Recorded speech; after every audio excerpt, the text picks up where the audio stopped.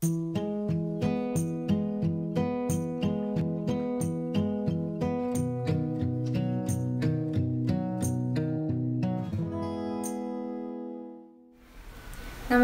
Easy അക്കൗണ്ട്സിലേക്ക് സ്വാഗതം.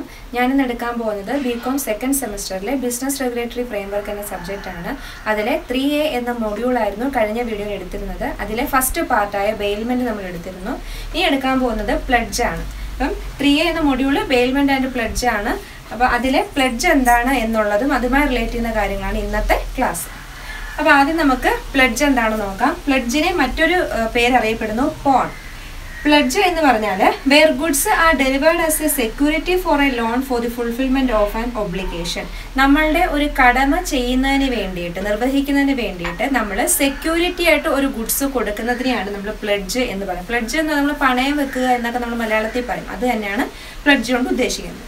അങ്ങനെ where goods are delivered, നമ്മൾ ഗുഡ്സ് കൊടുക്കുന്നത് എങ്ങനെയായിരിക്കും? As a security. ഒരു സെക്യൂരിറ്റി, അതായത് ഞാനൊരു കാര്യം ചെയ്യുന്നതിന് സെക്യൂരിറ്റി ആയിട്ട് എന്താണ് നമ്മൾ ഒരു ഗുഡ്സ് കൊടുക്കുന്നു. അവിടെ ആ സെക്യൂരിറ്റി എന്ന വാക്കാണ് പ്ലഡ്ജ് കൊണ്ട് പ്രധാനമായിട്ട് നമ്മൾ ഉദ്ദേശിക്കുന്നത്. അപ്പോൾ ഈ ഗുഡ്സ് ട്രാൻസ്ഫർ ചെയ്യുന്നത് ആ ഗുഡ്സിനെ നമ്മൾ യൂസ് ചെയ്യുന്നത് ഒരു സെക്യൂരിറ്റി ആയിട്ട് ആണ്. അതും എന്തിനായിരിക്കും? എന്തെങ്കിലും ഒരു കടമ അല്ലെങ്കിൽ ഒരു ഒബ്ലിഗേഷൻ ഫുൾഫിൽ ചെയ്യാൻ വേണ്ടിയിട്ട് ആണ്. അപ്പം ടെക്സ്റ്റിൽ ഇങ്ങനെയാണ് പറയുന്നത്: It is a kind of bailment in which goods are delivered by one person to another as security for the payment of a debt or the fulfillment of a promise. അപ്പം ഇവിടെ എന്താണ്? ഇതും ഒരു കൈൻഡ് ഓഫ് ബെയിൽമെന്റ് തന്നെയാണ്.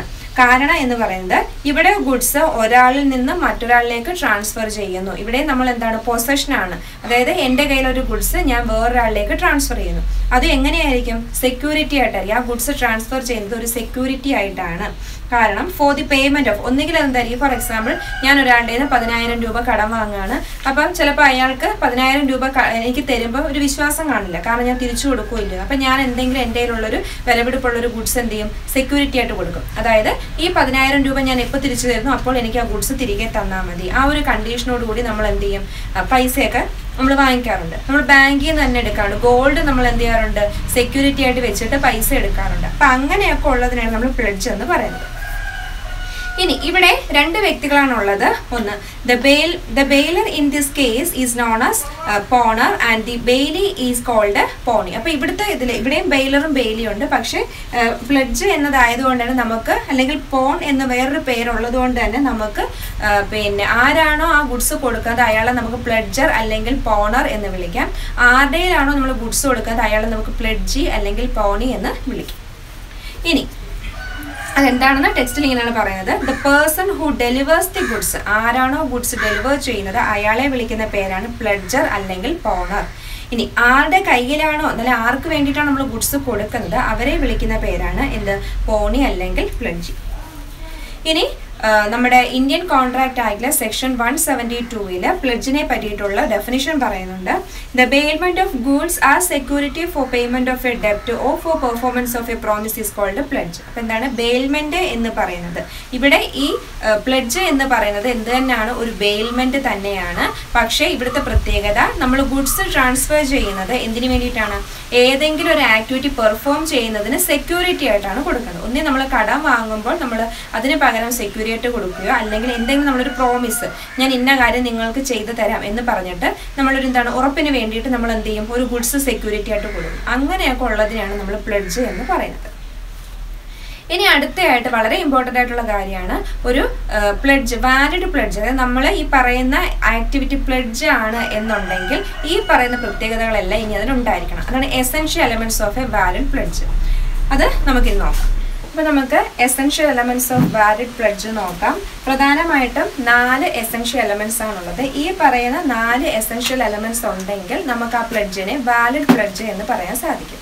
അപ്പോൾ first പറയുന്നത് delivery of possession, രണ്ടാമത് പറയുന്നത് delivery should be upon a contract, then മൂന്നാമത് പറയുന്നത് delivery should be for the purpose of security, then നാലാമത് പറയുന്നത് അല്ലെങ്കിൽ ലാസ്റ്റത്തത് delivery should be upon a condition to return. അപ്പോൾ നമുക്ക് ഓരോന്നും എന്താണെന്ന് നോക്കാം. ഫസ്റ്റ് പറയുന്നത് delivery of possession. The essential and important element of a valid pledge is that the possession of the goods must be delivered by the pledger to the pledgee. അപ്പം നമ്മളിവിടെ തീർച്ചയായിട്ടും ഒരു പ്ലഡ്ജർ അയാൾ എന്ത് ചെയ്യണം? അയാളുടെ കയ്യിലുള്ള ഗുഡ്സ് പ്ലഡ്ജിയെ എന്ത് ചെയ്യണം? ഏൽപ്പിച്ചിരിക്കണം. അതായത് ഇവിടെ ഗുഡ്സ് ട്രാൻസ്ഫർ ചെയ്തിരിക്കണം. അതായത് കൈവശ അവകാശം പ്ലഡ്ജറിൽ നിന്നും പ്ലഡ്ജിയിലേക്ക് ട്രാൻസ്ഫർ ചെയ്തിരിക്കണം. It may be noted that only the possession of the goods passes from one person to another and not the ownership. ഇവിടെ ശ്രദ്ധിക്കേണ്ട കാര്യം ഓണർഷിപ്പ് അല്ല ട്രാൻസ്ഫർ ചെയ്യേണ്ടത്, പൊസഷൻ അല്ലെങ്കിൽ കൈവശ അവകാശമായിരിക്കണം.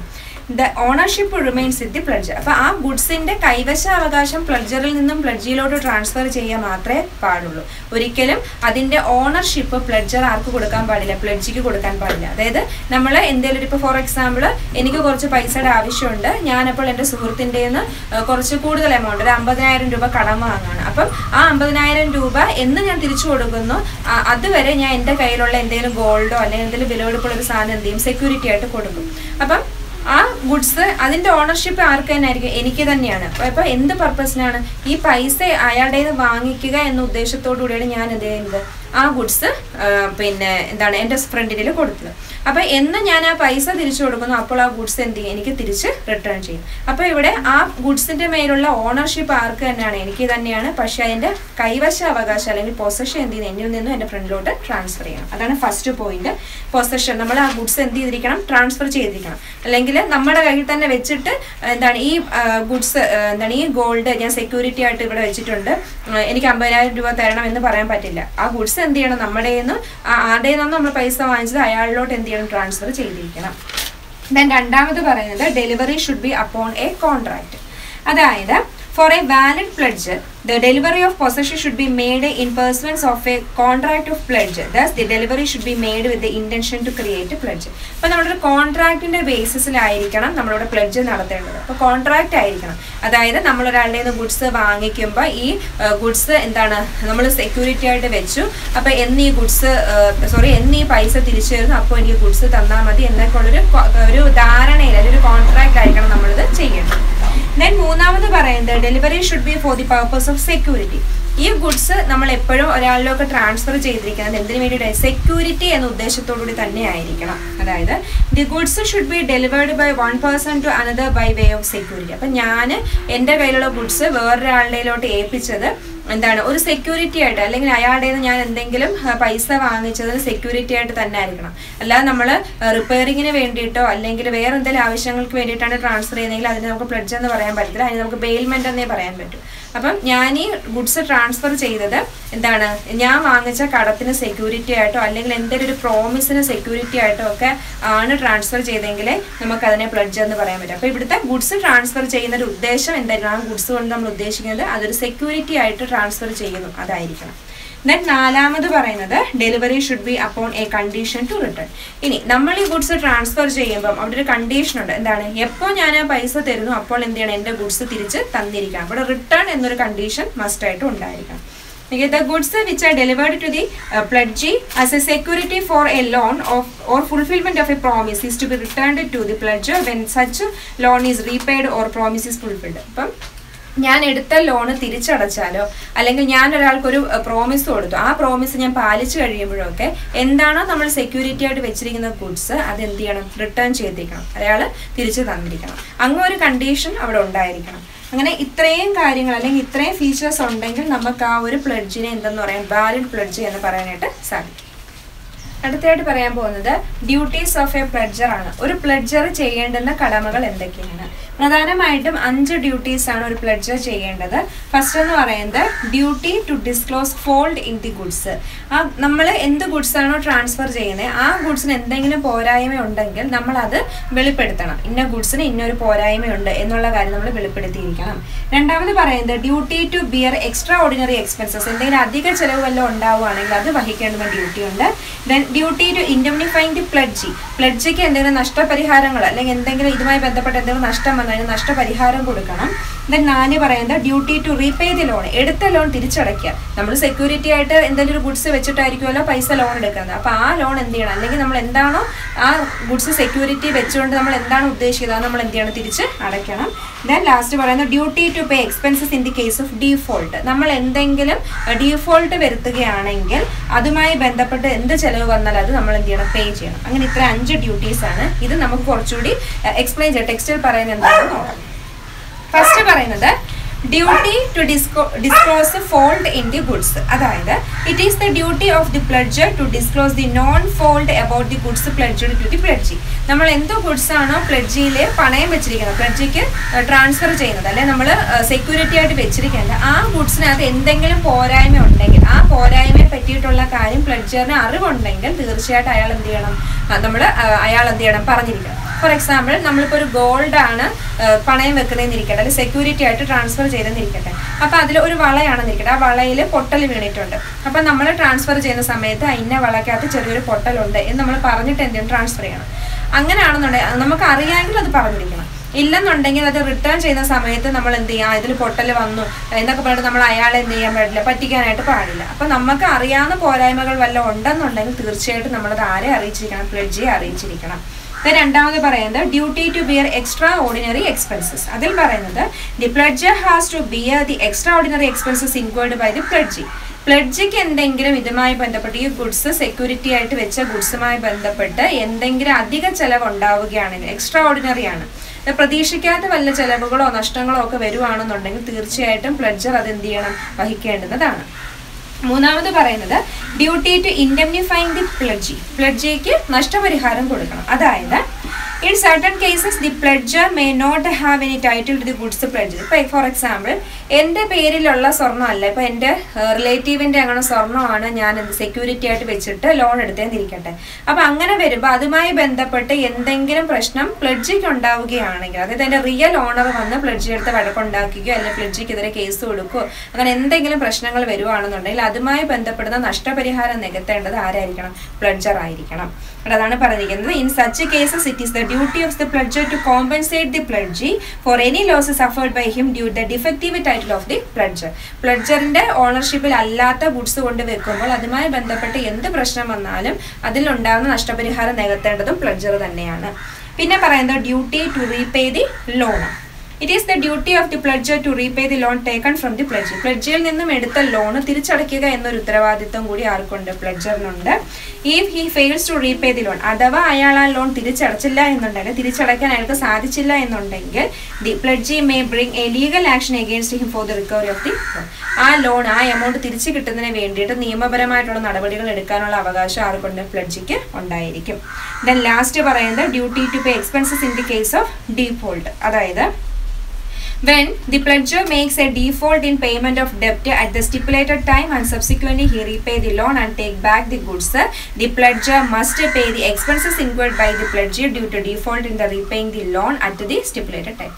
അതായത് ഇപ്പോൾ പ്ലഡ്ജർ ലോൺ എടുത്തു, എന്നിട്ട് ഒരു കാലാവധി പറയുന്നുണ്ട്, ഇത്ര കാലാവധിക്കുള്ളിൽ തിരിച്ച് ലോൺ അടച്ചേക്കാം എന്ന് പറയാണ്. പക്ഷെ ആ പറഞ്ഞ കാലാവധിക്കുള്ളിൽ എന്ത് ചെയ്യുന്നില്ല, അയാൾ ആ ഒരു പണം എടുക്കുന്നില്ല, തിരിച്ചടയ്ക്കുന്നില്ല, പൈസ തിരിച്ചടയ്ക്കുന്നതുമില്ല, തിരിച്ച് ആ പണം എടുക്കുന്നൊന്നും ഇല്ലെന്നിരിക്കട്ടെ. അങ്ങനെ വരുവാണെന്നുണ്ടെങ്കിൽ അപ്പം നമ്മളെ അറിയിക്കാൻ വേണ്ടി എന്ത് ചെയ്യും, നോട്ടീസൊക്കെ ഇടാറുണ്ട് അല്ലേ. ഇതുപോലെ സമയം നമ്മൾ ബാങ്കിൽ നിന്നൊക്കെ ലോൺ എടുക്കുമ്പോൾ ആ സമയം കഴിയുമ്പോഴത്തേക്ക് അവർ നമുക്ക് നോട്ടീസൊക്കെ അയക്കും. അപ്പം അങ്ങനെ വരുമ്പോൾ അവർ എന്ത് ചെയ്യാറുണ്ട്, ഈ നോട്ടീസ് അയക്കുന്നൊരു ചാർജ് കൂടി നമ്മളിൽ നിന്ന് ഈടാക്കാറുണ്ട്. അതായത് എക്സ്ട്രാ ആയിട്ടുള്ള എക്സ്ട്രാ ഓർഡിനറി ആയിട്ടുള്ള എക്സ്പെൻസസ് ആണ്.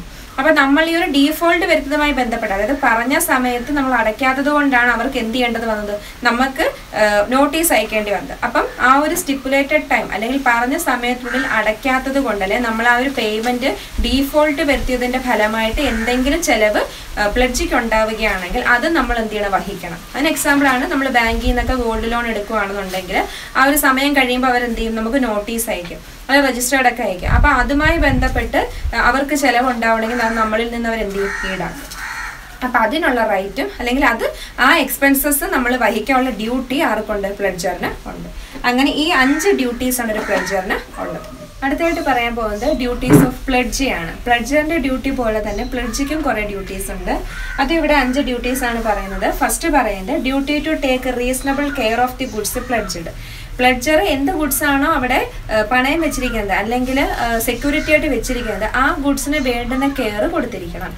രണ്ടാമത് പറയുന്നത് duty not to mix the goods pledged with his own goods. പ്ലഡ്ജിയുടെ ഗുഡ്സ് സ്വന്തം ഗുഡ്സിനോടൊപ്പം ഈ പണയം വെച്ച ഗുഡ്സ് എന്ത് ചെയ്യാൻ പാടില്ല, മിക്സ് ചെയ്യാൻ പാടില്ല.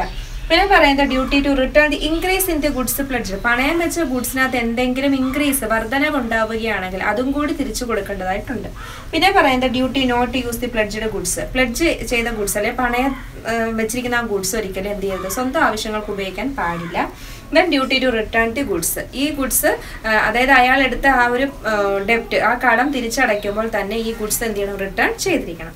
അപ്പോൾ ഓരോന്നും എന്താണെന്ന് നമുക്ക് ടെക്സ്റ്റിൽ പറയുന്നത് നോക്കാം. ഫസ്റ്റ് പറയുന്നത് duty to make a reasonable care of the goods pledged. The pledgee must take care of the goods pledged. എന്ത് ഗുഡ്സ് ആണോ പ്ലഡ്ജിയുടെ കയ്യിൽ പണയമായിട്ട് വെച്ചിരിക്കുന്നത്, പ്ലഡ്ജർ കൊണ്ട് വെച്ചിരിക്കുന്നത്, ആ ഗുഡ്സിന് വേണ്ടുന്ന കെയർ അല്ലെങ്കിൽ സംരക്ഷണം കൊടുത്തിരിക്കണം. But if the pledgee is negligent in taking care of the goods pledged, he is liable to pay damages for loss of goods. ഇനി മനഃപൂർവ്വം അയാൾ ആ ഗുഡ്സിനെ അവഗണിക്കുകയാണെങ്കിൽ, അല്ലെങ്കിൽ ആ ഗുഡ്സിന് വേണ്ടുന്ന കെയർ ഒന്നും കൊടുക്കുന്നില്ല. ഇപ്പോൾ എന്തെങ്കിലും വണ്ടിയാണ്, ഇപ്പോൾ ഒരു ബൈക്കാണ് നമ്മൾ പണയം വെക്കുന്നതിരിക്കട്ടെ, ആ ബൈക്ക് വെയിലത്തും മഴയത്തും എല്ലാം അവിടെ വെറുതെ ഇരുന്ന് നാശമായി പോകാന്നിരിക്കട്ടെ, അങ്ങനെയൊക്കെ വരുവാണെങ്കിൽ അതുമായി, അതായത് ഇയാൾ വേണ്ടുന്ന കെയർ കൊടുക്കാതെ ആ ഗുഡ്സ് നശിക്കുകയാണെന്നുണ്ടെങ്കിൽ ആ നഷ്ടം ഇയാൾ പ്ലഡ്ജി ആർക്ക് കൊടുക്കണം, പ്ലഡ്ജറിന് കൊടുത്തിരിക്കണം. രണ്ടാമത് പറയുന്നത് duty not to mix the goods pledged with his own goods. സ്വന്തം ഗുഡ്സിനോടൊപ്പം ഈ പണയമായിട്ട് കിട്ടിയ ഗുഡ്സ് എന്ത് ചെയ്യരുത്, മിക്സ് ചെയ്യാൻ പാടില്ല. It is the duty of the pledgee not to mix the owner's goods with his own goods. അപ്പോൾ അയാളുടെ പ്ലഡ്ജറിന്റെ ഗുഡ്സ് ആണ്. അപ്പോൾ നമുക്കറിയാലോ ഒരിക്കലും ഓണർഷിപ്പ് ട്രാൻസ്ഫർ ചെയ്തിട്ടില്ല, അതുകൊണ്ട് തന്നെ അത് പണയം വെച്ച ഗുഡ്സ് ആണ് എന്നൊരു ബോധത്തോടു കൂടി നമ്മൾ അതിനെ എന്ത് ചെയ്യുക, റീസണബിൾ കെയർ ഒക്കെ കൊടുത്ത് മാറ്റി വെക്കുക. ഒരിക്കലും നമ്മുടെ ഗുഡ്സിനോടൊപ്പം അത് എന്ത് ചെയ്യരുത്, മിക്സ് ചെയ്യാൻ പാടില്ല. പിന്നെ പറയുന്നത് duty to return the increase in the goods pledged. പണയം വെച്ചിരിക്കുന്ന ഗുഡ്സ് എന്താണോ ആ ഗുഡ്സിനകത്ത് എന്തെങ്കിലും ഇൻക്രീസ് ഉണ്ടാവുകയാണെങ്കിൽ ആ ഇൻക്രീസ് കൂടി എന്ത് ചെയ്യണം, നമ്മൾ തിരിച്ചു കൊടുക്കണം. അതായത് sometimes there may be some increase in the goods pledged to the pledgee or some profit may arise from such goods. In such cases the pledgee is bound to return the pledger such increase or profit.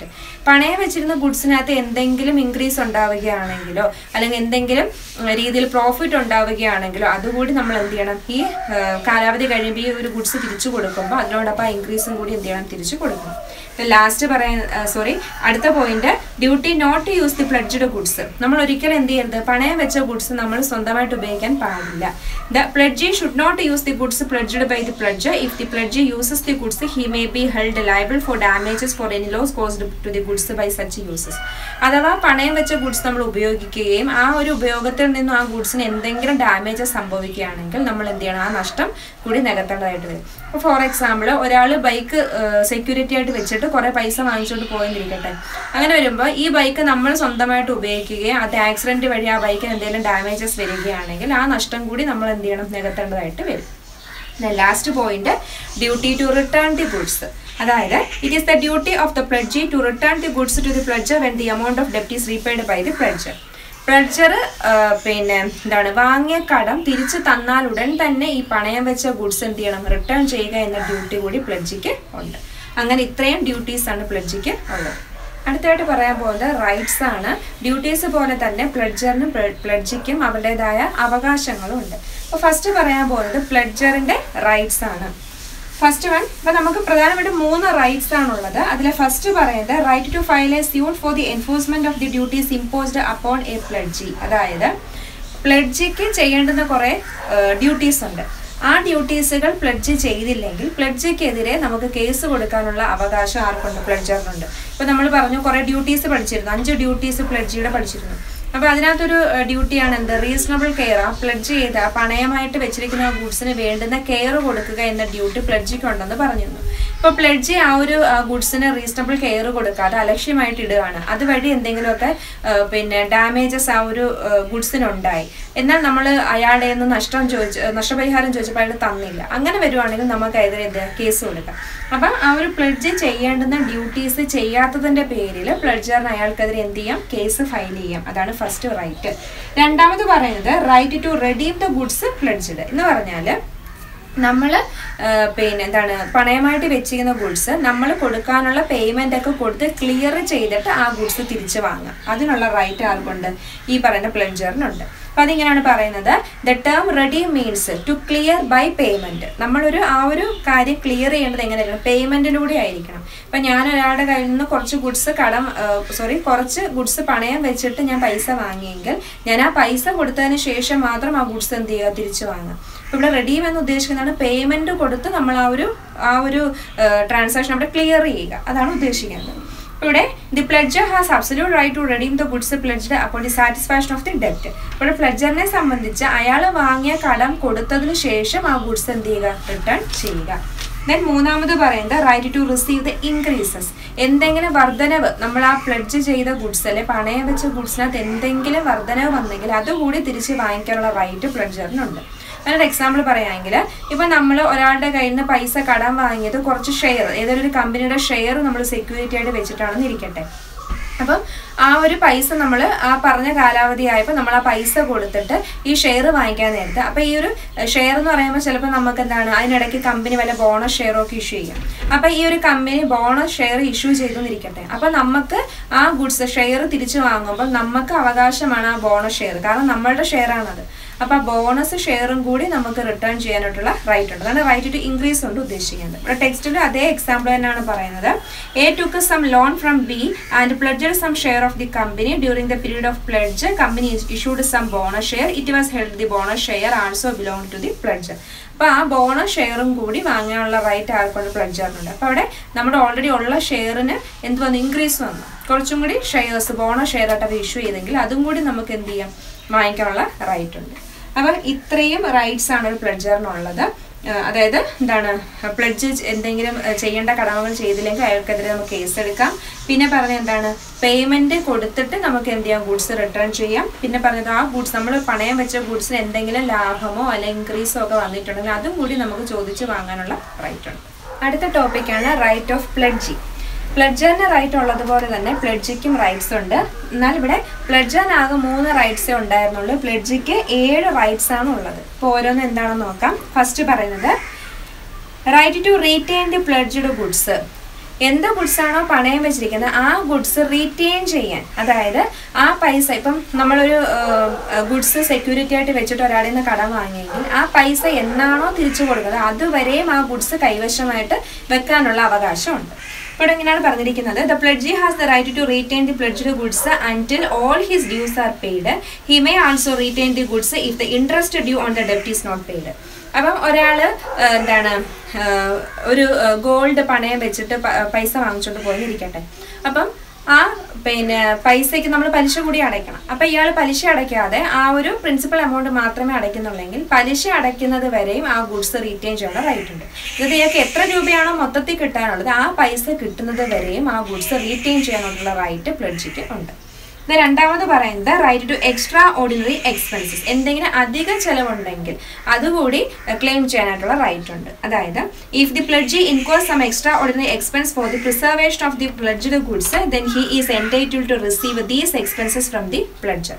അതായത് ഇവിടെ പറയുന്നത് എന്തെങ്കിലും അധികമായിട്ട് വല്ല ചിലവുണ്ടാവുകയാണെങ്കിൽ, ഇപ്പം നേരത്തെ പറഞ്ഞ പോലെ സമയത്ത് അടയ്ക്കേണ്ട സമയത്ത് ഇത് അടയ്ക്കാതെ വന്നു, അപ്പോൾ അതുമായി ബന്ധപ്പെട്ട എക്സ്ട്രാ ഓർഡിനറി എക്സ്പെൻസസ് ഉണ്ടായി, അങ്ങനെയൊക്കെ വരുവാണെങ്കിൽ അതുകൂടി ചോദിച്ച് വാങ്ങാനായിട്ടുള്ള റൈറ്റ് ഉണ്ട്.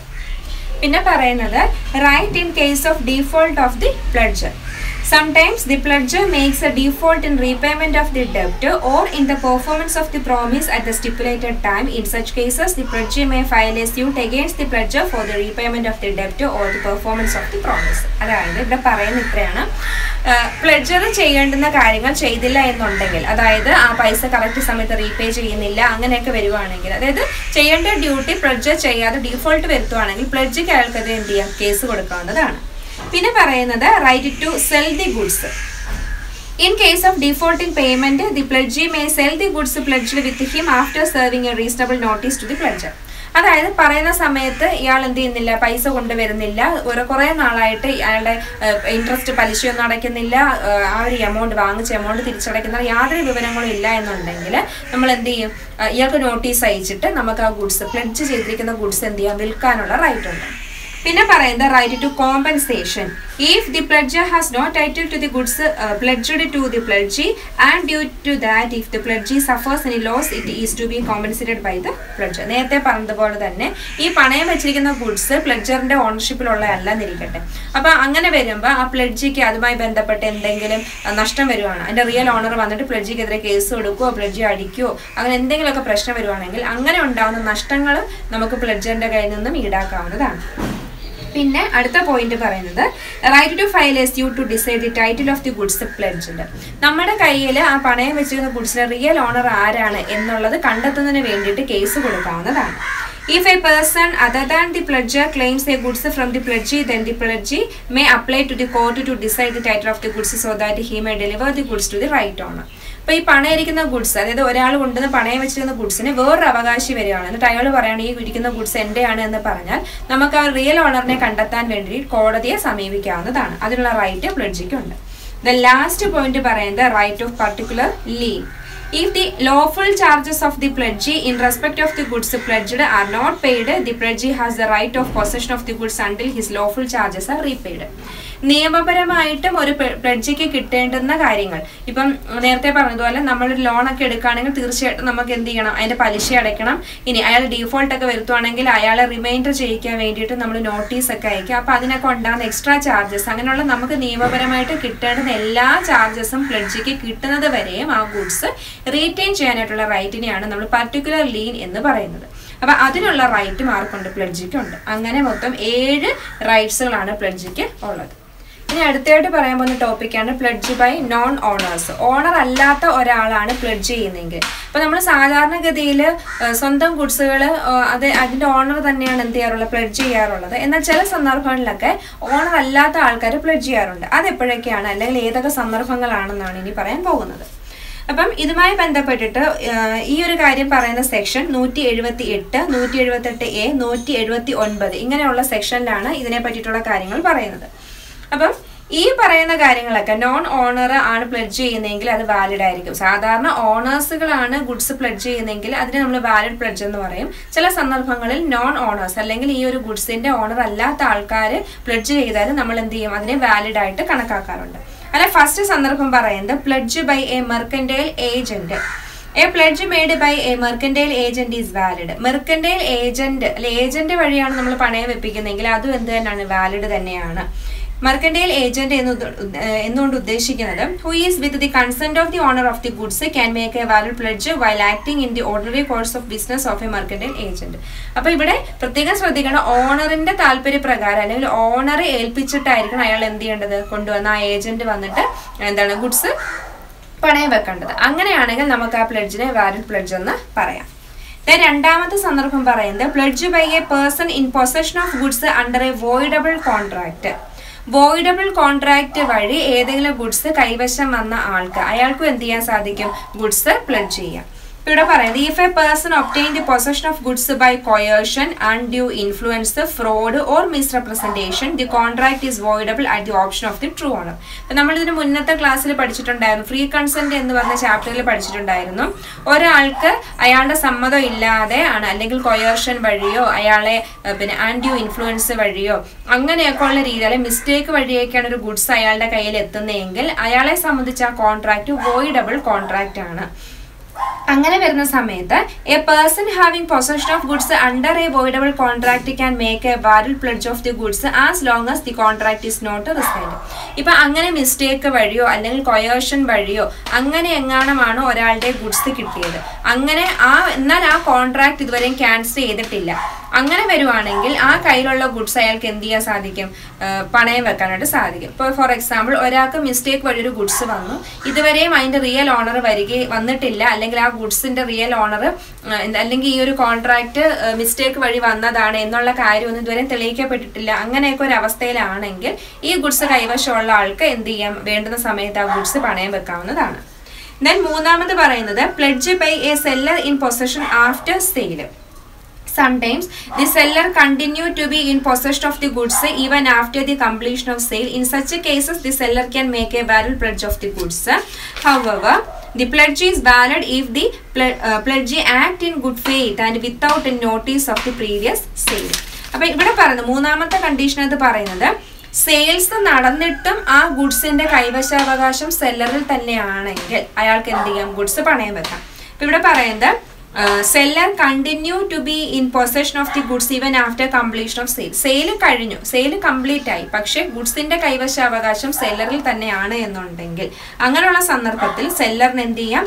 ഈ ഗുഡ്സ് വാലിഡ് പ്ലെഡ്ജ് നടത്താം, പണയം വെക്കാം. However, the pledge is valid if the pledgee act in good faith and without any notice of the previous sale. പക്ഷെ ഇങ്ങനെ നടത്തണമെങ്കിൽ ഒരു കണ്ടീഷൻ പറയുന്നത് പ്ലെഡ്ജി അയാൾക്ക് എന്താ പ്ലെഡ്ജിയെ സംബന്ധിച്ച് അയാൾ ജെന്യുവിൻ ആയിരിക്കണം. അതുപോലെ തന്നെ പ്രീവിയസ് സെയിൽസ് നടന്നു എന്നതിനെ പറ്റിയിട്ട് നോട്ടീസോ ഒന്നും തന്നെ അയക്കാൻ പാടില്ല. ഇപ്പൊ ജെന്യുവിൻ ആണ് എന്നുണ്ടെങ്കിൽ അയാൾക്ക് എന്ത് ചെയ്യാം, ആ ഗുഡ്സ് പണയം വെക്കാം. പിന്നെ പറയുന്നത് pledge where pawner has a limited interest. Where a person pledges goods in which he has only a limited interest, the pledge is valid to the extent to that interest. A person having a lien over the goods or a finder of the lots to goods may pledge them to the extent of his interest. അതായത് പരിമിതമായിട്ടുള്ള താല്പര്യം മാത്രമേ ആ ഗുഡ്സിന് മേലുള്ളൂ എന്നുണ്ടെങ്കിൽ അയാൾക്ക് എന്ത് ചെയ്യാം, ആ പണയം വെച്ച് ആ ഗുഡ്സ് എന്ത് ചെയ്യാം, പണയം വെക്കാനായിട്ട് സാധിക്കും. ഇപ്പം ഇവിടെ പറയുന്നത് ഒരു വ്യക്തി, അപ്പം അയാൾ എന്താണ് കൈവശം ഒരു ഗുഡ്സ് കൈവശം വെച്ചിരിക്കുകയാണ്. അതായത് പിന്നെ അയാൾക്ക് ആ ഗുഡ്സ് കളഞ്ഞു കിട്ടുകയോ അങ്ങനെയൊക്കെയാണെന്ന് ഇരിക്കട്ടെ. അപ്പം അതിൻ്റെ റിയൽ ഓണറിനെ അയാൾ ഇതുവരെ കണ്ടെത്തിയില്ല എന്നുണ്ടെങ്കിൽ അയാൾക്ക് എന്ത് ചെയ്യും, ആ ഗുഡ്സ് പണയം വെക്കാവുന്നതാണ്. പിന്നെ പറയുന്ന pledge by co owner in possession. അതായത് one of the several co owners of the goods in possession thereof with the assent of the other co owner may make a valid pledge of the goods. ഒരു ഗുഡ്സിന് ഒന്നിലധികം owners ഉണ്ട് എന്നുണ്ടെങ്കിൽ മറ്റു ഓണേഴ്സിന്റെ എല്ലാം താല്പര്യപ്രകാരം അല്ലെങ്കിൽ അവരുടെ എല്ലാ സമ്മതത്തോടു കൂടി ഈ ഒരു ഓണറിന് എന്ത് ചെയ്യാം, ഗുഡ്സ് പണയം വെക്കാം. അപ്പൊ ഇത്രയും സന്ദർഭങ്ങളാണ് നോൺ ഓണേഴ്സുകൾ പ്ലെഡ്ജ് ചെയ്യുന്നത്. അതായത് ഓണർ അല്ലാത്ത ഒരാൾ ഗുഡ്സ് പണയം വെക്കുമ്പോഴുള്ള സന്ദർഭങ്ങളാണ് ഈ 5 കണ്ടീഷൻസ് നമ്മൾ പറഞ്ഞത്. അടുത്തായിട്ട് പറയാൻ പോകുന്നത് ബെയിൽമെന്റും പ്ലെഡ്ജും തമ്മിലുള്ള ഡിഫറൻസ് ആണ്. നമ്മൾ കഴിഞ്ഞ ക്ലാസ്സിലാണ് ബെയിൽമെന്റ് പഠിച്ചത്. അപ്പം അതും നമ്മൾ ഈ 2 കാര്യങ്ങളും സ്പെഷ്യൽ കോൺട്രാക്റ്റ് ആണ്. അപ്പം ഈ രണ്ടും തമ്മിൽ നേരിയ വ്യത്യാസങ്ങളുണ്ട്. അത് എന്തൊക്കെയാണെന്ന് നമുക്ക് നോക്കാം. ആദ്യം തന്നെ പ്ലെഡ്ജിനകത്ത് പറയുന്നത് ഓൾ പ്ലെഡ്ജസ് ആർ ബെയിൽമെന്റ്. എല്ലാ പ്ലെഡ്ജസിനെയും നമ്മൾ ബെയിൽമെന്റ് എന്നാണ് പറയുന്നത്. കാരണം എന്താണ്, നമ്മൾ ഒരു ഗുഡ്സ് ഒരാളിൽ നിന്ന് മറ്റൊരാളിലേക്ക് ട്രാൻസ്ഫർ ചെയ്യുന്ന ഒരു സ്പെഷ്യൽ പർപ്പസിനാണ്. അതായത് പണയം വെക്കുക അല്ലെങ്കിൽ സെക്യൂരിറ്റി എന്നുള്ള രീതിയിലാണ് നമ്മൾ എന്ത് ചെയ്യുന്നത്, പിന്നെ ഗുഡ്സ് ട്രാൻസ്ഫർ. അപ്പോൾ ഇവിടെ ട്രാൻസ്ഫർ ഓഫ് ഗുഡ്സ് ഉള്ളത് കൊണ്ട് തന്നെ അതെന്താണ്, ബെയിൽമെന്റ് ആണ്. എന്നാൽ എല്ലാ ബെയിൽമെന്റും എന്തല്ല, പ്ലെഡ്ജ് അല്ല. അപ്പൊ ഇവിടെ പ്ലെഡ്ജിനകത്ത് പറയുന്നത് എന്താണ്, നമ്മൾ ഗുഡ്സ് ട്രാൻസ്ഫർ ചെയ്യുന്ന സെക്യൂരിറ്റി ആയിട്ടായിരിക്കണം. അതുകൊണ്ടാണ് പ്ലെഡ്ജ് എന്ന് പറയുന്നത്. എന്നാൽ എല്ലാ ബെയിൽമെന്റും പ്ലെഡ്ജസ് അല്ല. കാരണം ബെയിൽമെന്റ് എന്ന് പറഞ്ഞാൽ ട്രാൻസ്ഫർ ഓഫ് ഗുഡ്സ് ആണ്, പക്ഷെ അത് ഒരു സ്പെഷ്യൽ പെർഫോമൻസിന് വേണ്ടിയിട്ടാണ്. അപ്പം അതുകൊണ്ടാണ് നമ്മൾ പ്ലെഡ്ജസിനെ നമ്മൾ ബെയിൽമെന്റ് എന്ന് പറയുന്നത്. അപ്പം പ്ലെഡ്ജസ് മാത്രം ആവണമെങ്കിൽ ആ ഗുഡ്സ് ട്രാൻസ്ഫർ ചെയ്യുന്ന എന്തിനായിരിക്കണം, സെക്യൂരിറ്റിക്ക് വേണ്ടിയിട്ടായിരിക്കും. അപ്പോൾ സെക്യൂരിറ്റി ആണെങ്കിലേ നമുക്ക് പ്ലെഡ്ജ് എന്ന് പറയാൻ പറ്റത്തുള്ളൂ. പക്ഷേ ബെയിൽമെന്റ് എന്ന് പറയണമെങ്കിൽ എല്ലാത്തിനും നമുക്ക് ബെയിൽമെന്റ് എന്ന് പറയാം. കാരണം ബെയിൽമെന്റ് എന്നുകൊണ്ട് ഉദ്ദേശിക്കുന്നത് എന്താണ്, നമ്മളൊരു പർപ്പസിന് വേണ്ടിയിട്ട് ഗുഡ്സ് ട്രാൻസ്ഫർ ചെയ്യുന്നു, അതാണ് ഉദ്ദേശിക്കുന്നത്. അപ്പോൾ ഫസ്റ്റ് ഡിഫറൻസ് തന്നെ അതാണ്. എല്ലാ പ്ലെഡ്ജസും ബെയിൽമെന്റ് ആണ്, എന്നാൽ എല്ലാ ബെയിൽമെന്റിനെയും പ്ലെഡ്ജസ് എന്ന് പറയാൻ സാധിക്കില്ല. രണ്ടാമത് പറയുന്നത് നേരത്തെ ഞാൻ പറഞ്ഞതുപോലെ പ്ലെഡ്ജിനകത്ത് നമ്മൾ ഗുഡ്സ് ട്രാൻസ്ഫർ ചെയ്യുന്നത് ഒരു സെക്യൂരിറ്റി എന്ന രീതിയിലാണ്. എന്നാൽ ബെയിൽമെന്റിനകത്ത് ഗുഡ്സിനെ സെക്യൂരിറ്റി ആയിട്ടൊന്നല്ല, നമ്മൾ ഒരു സ്പെസിഫിക് പർപ്പസിന് വേണ്ടി ട്രാൻസ്ഫർ ചെയ്യുന്നു എന്നേ ഉള്ളൂ.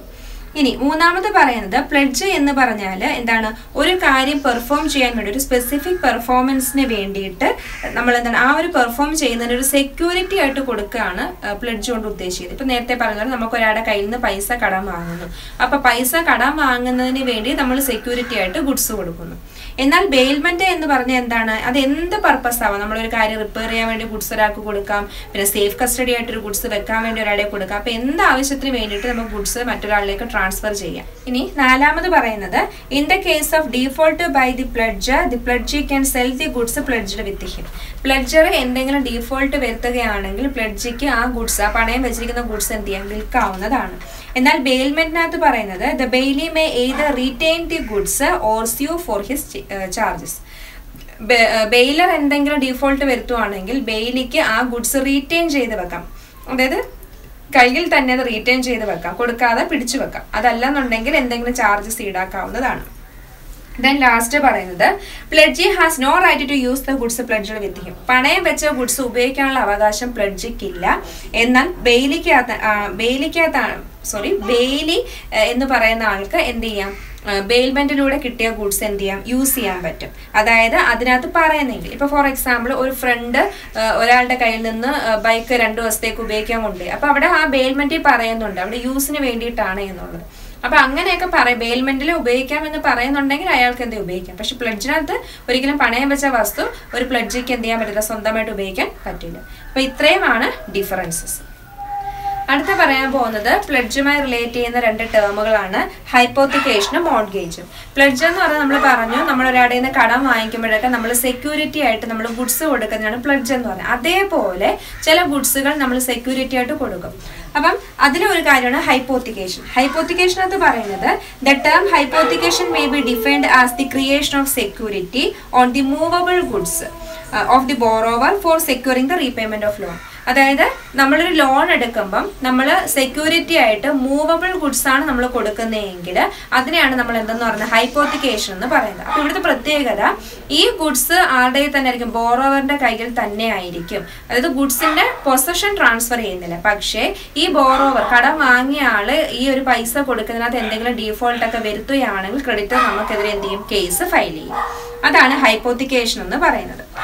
അപ്പം അങ്ങനെ ചെയ്യുമ്പോഴത്തേക്ക് നമ്മൾ എന്ത് ചെയ്യണം, ആ ലോൺ റിക്കവർ ചെയ്യാൻ വേണ്ടിയിട്ട് അയാൾക്ക് നമുക്കെതിരെ കേസ് കൊടുക്കാം. നമ്മൾ പിന്നെയും പൈസ അടച്ചില്ല എന്നുണ്ടെങ്കിൽ അയാൾക്ക് ആ ഗുഡ്സ് എടുത്തുകൊണ്ട് പോവുകയോ അങ്ങനെയൊക്കെ ചെയ്യാം. അപ്പൊ സാധാരണഗതിയിൽ നമ്മളുടെ പേരിൽ വാഹനമൊക്കെ ഉണ്ടെങ്കിൽ വാഹനത്തിന് RC ബുക്കൊക്കെ പണയം വെച്ചിട്ട് നമുക്ക് എന്ത് ചെയ്യാം, ലോൺ എടുക്കാവുന്നതാണ്. അപ്പൊ ഇവിടെ മൂവബിൾ ഗുഡ്സ് ആണ്. കാർ എന്ന് പറഞ്ഞാൽ നമുക്ക് ഒരിടത്തുനിന്ന് മറ്റൊരിടത്തോട്ട് കൊണ്ടുപോകാൻ പറ്റുന്ന ഗുഡ്സ് ആണ്. എന്നാൽ ആ വാഹനം അയാൾ എന്ത് ചെയ്യുന്നില്ല, സെക്യൂരിറ്റി ആയിട്ട് കൊണ്ടുപോകുന്നില്ല. അതിന് പകരമായിട്ട് അതിന്റെ ഡോക്യുമെന്റ്സ് ആണ് സെക്യൂരിറ്റി ആയിട്ട് വെക്കുന്നത്.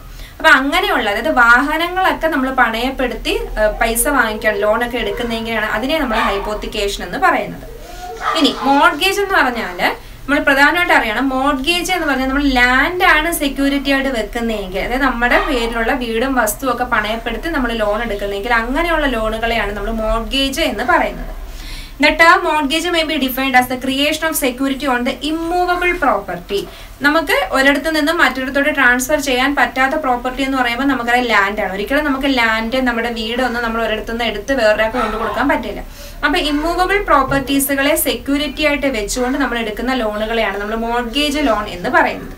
അപ്പൊ ഇവിടെ പറയുന്നത് The mortgage is, ഈ മോർഗേജിനെ പറ്റി ഡിഫൈൻ ചെയ്തിരിക്കുന്നത് transfer of properties act 1882 section 58A ഇതിൽ പറയുന്നത് which provides that the transfer of interest in the immovable property for the purpose of securing the payment of loan is called mortgage. അപ്പൊ നമ്മൾ ഇവിടെയും ഈ ഒരു പ്രോപ്പർട്ടിയുടെ ഡോക്യുമെന്റ്സ് നമ്മൾ എന്ത് ചെയ്യുന്നു, അപ്പൊ ഇവിടുത്തെ പ്രത്യേകത എന്താണ്, അത് ഇമ്മൂവബിൾ ഗുഡ്സ് ആണ്. ലാൻഡ് അല്ലെങ്കിൽ നമ്മുടെ ബിൽഡിംഗ് എന്നൊക്കെ പറഞ്ഞ് ഇമ്മൂവബിൾ ഗുഡ്സ് ആണ് നമ്മളിവിടെ സെക്യൂരിറ്റി ആയിട്ട് കൊടുക്കുന്നത്.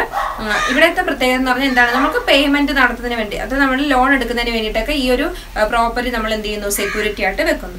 അപ്പൊ ഹൈപ്പോത്തിക്കേഷൻ എന്ന് പറയുമ്പോൾ മൂവബിൾ ഗുഡ്സ് ആണ്, പക്ഷെ ആ ഗുഡ്സ് നമ്മൾ എന്ത് ചെയ്യാം, ട്രാൻസ്ഫർ ചെയ്യുന്നില്ല, അത് ബോറോവറിന്റെ കയ്യിൽ തന്നെ ആയിരിക്കും. നമ്മൾ അത് വെച്ചിട്ട് എന്ത് ചെയ്യുന്നത്, അതിന്റെ ഡോക്യുമെന്റ്സ് വെച്ചിട്ട് നമ്മൾ പൈസ കടം വാങ്ങുന്ന അല്ലെങ്കിൽ ലോൺ എടുക്കുന്നതിനാണ് നമ്മൾ എന്തെന്നത് ഹൈപ്പോത്തിക്കേഷൻ എന്ന് പറയുന്നത്. മോർഗേജ് എന്ന് പറയുമ്പോൾ എന്തായിരിക്കും, ഇമ്മൂവബിൾ ഗുഡ്സ് ആണ് നമ്മൾ എന്ത് ചെയ്യുന്നത്, സെക്യൂരിറ്റി ആയിട്ട് വെച്ചിട്ട് ലോൺ എടുക്കുന്നത്. അതാണ് അത് പ്ലെഡ്ജുമായി ബന്ധപ്പെട്ടത്. സാധാരണ പ്ലെഡ്ജ് എന്നൊക്കെ പറയുമ്പോൾ ഗോൾഡ് ഒക്കെ നമ്മൾ വെച്ചിട്ട് എന്താണ് ലോൺ എടുക്കുന്നതിനെയാണ് നമ്മൾ എന്താ പറയുക പ്ലെഡ്ജ് എന്ന് പറയുന്നത്. അപ്പൊ ഇതുമായി റിലേറ്റ് ചെയ്ത രണ്ട് ടേമാണ് ഈ പറഞ്ഞ ഹൈപ്പോത്തിക്കേഷനും മോർഗേജ്. അങ്ങനെ ഇത്ര ആയപ്പോഴത്തേക്ക് നമ്മളുടെ 3A എന്ന് പറയുന്ന module bailment and pledge complete ആയിട്ട് കഴിഞ്ഞിരിക്കണം.